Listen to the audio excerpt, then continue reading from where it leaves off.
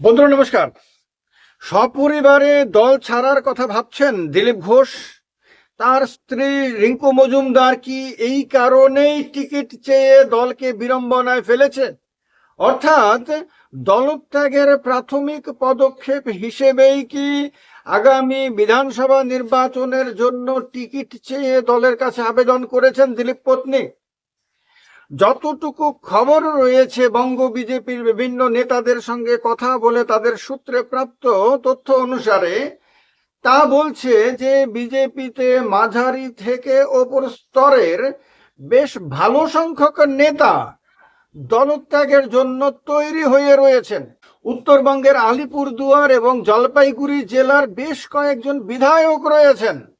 দলের একাধিক আপনার রাজ্য কমিটির নেতা রয়েছেন, দলের প্রাক্তন সাংসদ রয়েছেন, প্রাক্তন বিধায়ক রয়েছেন এবং আপনার মাঝারি স্তরের বিধায়ক ছিলেন বা আছেন এরকম না, কিন্তু দলের পদাধিকারী মাঝারি স্তরের বেশ কয়েকজন নাকি মুখিয়ে রয়েছেন এবং তারা নাকি দলত্যাগ করে তাদের মূল টার্গেট তৃণমূল কংগ্রেস, তারা তৃণমূলেই যেতে চাইছেন এবং তার জন্য তৃণমূলে যোগদানের জন্য তারা নাকি বিভিন্ন নেতাদের সঙ্গে যোগাযোগ করছেন। আমাকে কে বলেছে জানেন? আমাকে বিজেপির একজন রাজ্য স্তরের নেতা তিনি নিজে বলেছেন। তিনি বলেছেন যে বলো যে দলের মধ্যে থেকে যদি উপযুক্ত সম্মান না পাওয়া যায় তাহলে কেউ কতদিন সহ্য করবে? তাছাড়া নানান ধরনের অপমান রয়েছে, লাঞ্ছনা রয়েছে, ইত্যাদি তো রয়েইছে। দিলীপ ঘোষের স্ত্রী বলেছেন সাক্ষাৎকার দিতে গিয়ে টিভি চ্যানেলকে, তার নিজের গলার আওয়াজ শোনা গেছে, তিনি বলেছেন যে গত 13 বছর ধরে দল করার পরেও দল আমাকে একটা গ্রাম পঞ্চায়েতের মেম্বারের টিকিট দেওয়ার পর্যন্ত প্রয়োজন মনে করেনি। মানে তার ভেতরে কি পরিমাণ ক্ষোভ জমলে পড়ে। তিনি বলেছেন দিলীপ ঘোষকে বিয়ে করবেন এইটা জানাজানি হওয়ার পর থেকেই নাকি দলের মধ্যে তাকে কুণ্ঠাসা করে দেওয়া হয়, তাকে ধীরে ধীরে দূর করে দেওয়া হয়, তাকে মানে সমস্ত কিছু থেকে আলাদা করে দেওয়ার প্রক্রিয়া শুরু হয়। এবং এবার তিনি যদি টিকিট না পান তাহলে সেটাকে তিনি মেনে নেবেন না। মেনে নেবেন না মানে কি? মানে তার মানে হলো যে তিনি তার বিরোধিতা করবেন, হয়তো বিদ্রোহ করবেন এবং তার এই যে টিকিট চেয়ে আবেদন করা সেটাকে তো দিলীপ ঘোষ প্রকাশ্যে টিভি চ্যানেলকে সাক্ষাৎকার দিতে গিয়ে আপনার সমর্থন করেছেন এবং তিনি এটা বলেছেন যে তার স্ত্রী তো টিকিট চাওয়ার অধিকার রয়েছে, কারণ তিনি দিলীপ ঘোষের চেয়েও সিনিয়র দলের মধ্যে। সুতরাং দিলীপ ঘোষ যদি এমএলএ হতে পারেন, তারপর সাংসদ হতে পারেন, তাহলে তার স্ত্রী কেন হতে পারবেন না?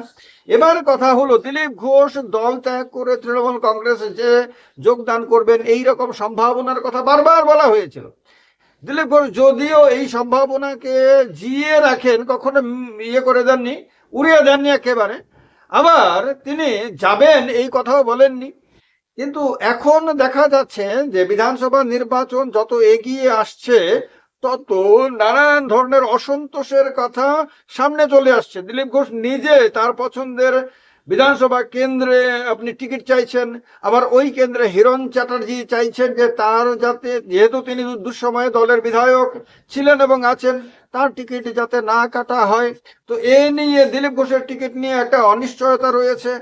লোকসভা নির্বাচনের সময় যেমন দিলীপ ঘোষকে তার পছন্দের কেন্দ্র থেকে সরিয়ে তার অপছন্দের জায়গাতে টিকিট দেওয়া হয়েছিল, যার পরিণতিতে তিনি হেরেছিলেন এবং এই হারার পেছনে দলেরই আরেকটি গোষ্ঠী, সবাই জানে সেই গোষ্ঠীটি কার, সেই গোষ্ঠীর ভূমিকা রয়েছে বলে বহু সময় ইঙ্গিত দিয়েছেন দিলীপ ঘোষ। এবার তার টিকিট নিয়ে আবারও মানে কোনো চালাকি করা হতে পারে। তাই এবার তিনি যে রাজনীতিটা করছেন সেটা হলো এবার তার স্ত্রীকে দিয়েও আপনার আবেদন করিয়ে দিয়েছেন। তার মানে হলো দিলীপ ঘোষকে যদি তার পছন্দের কেন্দ্রে টিকিট না দেওয়া হয়, তার স্ত্রীকে যদি টিকিট না দেওয়া হয়, তাহলে তাদের কাছে যথেষ্ট কারণ থাকবে দলত্যাগ করার জন্য এবং তৃণমূলে তারা তাদের যাওয়ার ব্যাপারে অনেকটাই যে পরিস্থিতি তাদের অনুকূলে এটা বোঝা যায়। কারণ তৃণমূল কংগ্রেস কখনোই দিলীপ ঘোষকে বা তার স্ত্রীকে ব্যক্তিগত আক্রমণ করেনি, বরং যখন দলের মধ্যে আক্রমণের শিকার হয়েছেন, বিভিন্ন দিক থেকে সমালোচনা, বিভিন্ন দিক থেকে তার ব্যক্তিত্বের ওপর আক্রমণের শিকার হয়েছেন দিলীপ ঘোষ এবং তার পরিবার, তখন তৃণমূল কংগ্রেস তাদের সহায়তার হাত বাড়িয়ে দিয়েছে, মানে তাদের সমর্থনে এগিয়ে এসেছে তৃণমূলের বিভিন্ন নেতারা। কুণাল ঘোষ তো এক্ষেত্রে আপনার মাস্টারের মতন ভূমিকা পালন করেছেন। তো এই অবস্থাতে একটা মানসিক ভাবে তৃণমূল কংগ্রেসের সঙ্গে দিলীপ ঘোষের যে একাত্মতা তৈরি হয়েছে, সেটা বুঝতে আর কোনো অসুবিধা নাই। এবার বিজেপির রাজ্য কমিটির নেতা বলেছেন যে কয়েকজন, দিলীপ ঘোষের নাম বলেননি, বলেছেন বিজেপির মধ্যে কয়েকজন নেতা টিকিটের অপেক্ষায় আছেন, তারা টিকিটটা পেলে বিজেপিতে থাকবেন, টিকিট না পেলে তারা দলত্যাগ করার সম্ভাবনা ম্যাক্সিমাম, এটা তিনি বলেছেন। দ্বিতীয়ত বলেছেন উপদলীয় কোন্দলের শিকার হয়ে অনেকে অসন্তুষ্ট হয়ে রয়েছেন এবং তারা মনে করছেন যে তাদের প্রতি দল আপনার কোনো ন্যায় বিচার করবে না, ফলে তারাও পা বাড়িয়ে রেখেছেন তৃণমূলের দিকে। এই মুহূর্তে কংগ্রেস বা সিপিএম এর দিকে যাওয়ার সম্ভাবনা কারোরই দেখা যাচ্ছে না। এছাড়া একাধিক নেতা নাকি মনে করছেন যে এলাকার উন্নয়ন করতে হলে তৃণমূল কংগ্রেসে যাওয়া ছাড়া আর কোনো রাস্তা নাই, এটা ওই নেতার বক্তব্য। আর তিনি বলছেন যে অধিকাংশ নেতাই নাকি মনে করছেন যে এবারে 2026-এর বিধানসভা নির্বাচনেও পশ্চিমবঙ্গে বিজেপির জয়ের কোনো সম্ভাবনা নেই। অর্থাৎ যেভাবে 2016-তে হেরেছে, যেভাবে 2021-এ হেরেছে, সেভাবে না, তার থেকেও খারাপ ভাবে 2026-এ হারার সম্ভাবনা রয়েছে। তো দল যেহেতু জিততে পারবে না, তাহলে সেহেতু দলের মধ্যে থেকে কোনো লাভ নেই, এইটাই নাকি অধিকাংশ নেতার মনের কথা। তার কারণে তারা নিজে থেকে আপনার যোগাযোগ করতে শুরু করেছেন। এবার অভিষেক ব্যানার্জি একটা কথা বলেছিলেন, এই বিজেপির রাজ্য কমিটির নেতার সঙ্গে অভিষেক ব্যানার্জির কথা কিন্তু মিল পাওয়া যায়। অভিষেক ব্যানার্জি বলেছিলেন যে দরজাটা বন্ধ করা আছে, যদি দরজাটা খুলে দেওয়া হয় তাহলে বিজেপি খালি হয়ে যাবে। মানে এই কথা দিয়ে বোঝা যায় যে অভিষেক ব্যানার্জির কাছে পূর্ণরূপে সেই সমস্ত বার্তাগুলো রয়েছে, আবেদনগুলো রয়েছে, যেগুলো মানে বিজেপি ছেড়ে তৃণমূলে যোগদানের জন্য, এবং তিনি মেপে মেপে নিচ্ছেন। গতকালকে আপনার বিষ্ণুপ্রসাদ শর্মা যোগদান করেছেন, তিনি সিটিং এমএলএ বিজেপির। এর আগে আরো 10-11 জন এমএলএ যোগদান করেছিলেন। আপনারা জানেন আলিপুরদুয়ারের বিধায়ক সুমন কাঞ্জিলাল থেকে শুরু করে অনেকে যোগদান করেছিলেন, তাপসী মণ্ডল টন্ডল অনেকে যোগদান করেছিলেন। এরা এখন পরিপূর্ণ তৃণমূল কংগ্রেস নেতা এবং এদের যে জনসমর্থন বিজেপিতে ছিল, সেই জনসমর্থনের খানিকটা হলেও তো তৃণমূলে ওদের সঙ্গে সঙ্গে চলে এসেছে এবং এরা অনেকটা কনফিডেন্ট। তো এই অবস্থাতে যদি বিধানসভা নির্বাচনের আগে দিলীপ ঘোষের মতন ব্যক্তি যদি তৃণমূল কংগ্রেসে যোগদান করে, তাহলে দিলীপ ঘোষের বাংলার রাজনীতিতে গ্রহণযোগ্যতা যতটুকু আছে, তাতে এটা নিশ্চিতভাবে বলা যায় যে 2021-এর আগে শুভেন্দু অধিকারী তৃণমূল ছেড়ে বিজেপিতে যোগদান করে বিজেপির যা উপকার করতে পারেনি, তার চেয়ে 1000 গুণ বেশি তৃণমূলের উপকার করতে পারবেন দিলীপ ঘোষ। তার কারণ এটা বুঝে গ্রাউন্ডে দিলীপ ঘোষের প্রতি একটা মানুষের বিশ্বাস আছে, জেনে বুঝে মমতা বন্দ্যোপাধ্যায়ের পার্টি আপনার দিলীপ ঘোষের প্রতি ঝুঁকে রয়েছে। এবার বিজেপির রাজ্য সভাপতি শ্রমিক ভট্টাচার্য বুঝতে পারছেন বিষয়ের সেন্সিটিভিটি, তার কারণে তাকে যখন সাংবাদিকরা রিঙ্কু মজুমদারের টিকিটের সম্বন্ধে প্রশ্ন করেন, তখন তিনি এড়িয়ে যান সযত্নে। তিনি হাও বলেননি, নাও বলেননি, সমালোচনাও করেননি, প্রশংসা করেননি, কিচ্ছু করেননি, শুধু সম্ভবত সরি, কারণ অস্পষ্ট ছিল, তার মুখের অনেক কথাই খুব একটা স্পষ্টভাবে বোঝা যায় না, তো অস্পষ্টভাবে সম্ভবত তিনি সরি বলে উঠে যান। তো এতে বোঝা যায় যে দলের মধ্যে একটা দুশ্চিন্তা রয়েছে এবং এই দুশ্চিন্তা বিধানসভা নির্বাচন যত এগিয়ে আসবে সেটা বাড়তে থাকবে।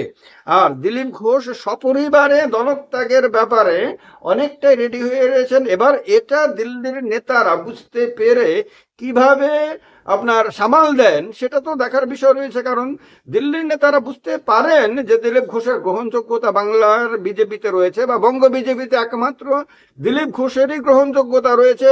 সেই গ্রহণযোগ্যতা শুভেন্দু অধিকারীর নেই, শ্রমিক ভট্টাচার্যের নেই, রাহুল সিনহার নেই, সুকান্ত মজুমদারের নেই, এদের কারোর নেই যে গ্রহণযোগ্যতা দিলীপ ঘোষের রয়েছে, কারণ তিনি গায়ে গতরে খেটে দলটাকে সেখানে নিজের পায়ে নিজের মেরুদণ্ডের উপর দাঁড় করিয়েছিলেন এবং এরপরে তার সঙ্গে দল যে ধরনের আপনার ব্যবহার করেছে, দুয়োরানির মতন ব্যবহার করেছে, তাতে তার সমর্থকরা যে মর্মাহত, তারা যে মানসিকভাবে আহত বিধ্বস্ত, এটা অনেকে বুঝতে পারছেন। কিন্তু তারপরেও বঙ্গ বিজেপিতে শুভেন্দু লবির আপনার প্রভাবের কারণে অমিত শাহ, নরেন্দ্র মোদীর দলের নেতারা আপনার শেষ পর্যন্ত কি দিলীপ ঘোষের দাবি মতো বা দিলীপ ঘোষের পরিবারের দাবি মেনে তাদেরকে কি তাদের পছন্দসই জায়গাতে টিকিটে দিয়ে শান্ত করার চেষ্টা করবে? বঙ্গে বিজেপির রাজনীতি জমে উঠেছে, বঙ্গ রাজনীতি জমে উঠেছে। বিধানসভা নির্বাচনের আগে আরো অনেক ধরনের রঙ্গ তামাশা বঙ্গে দেখা যাওয়ার সম্ভাবনা দিন দিন বাড়তে শুরু করেছে, এবং এর কারণেই ডেফিনেটলি সারা ভারতবর্ষের নজর যত দিন যাচ্ছে ততই বঙ্গের বিধানসভা নির্বাচনের দিকে, এই অভিযানের দিকে আরো বেশি বেশি করে পড়ছে। এ ব্যাপারে আপনাদের মতামত, আপনাদের ধারণা, আপনাদের অভিজ্ঞতা সব কিছুই প্রকাশ করার শ্রেষ্ঠ জায়গা এই ভিডিওর নিচে কমেন্ট বক্সে জানান। ভালো থাকবেন, সঙ্গে থাকবেন। জয় হিন্দ, বন্দে মাতরম।